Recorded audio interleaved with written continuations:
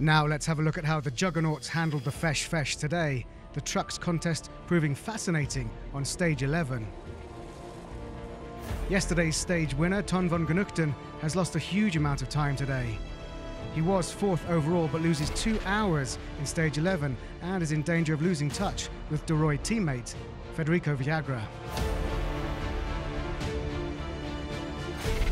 The Czech Martin Kolomy may be well back in the overall standings, but he's running good today in the brand new Tatra Phoenix 2.0. The Czech driver contesting his 9th Dakar, his best result was 5th in 2013.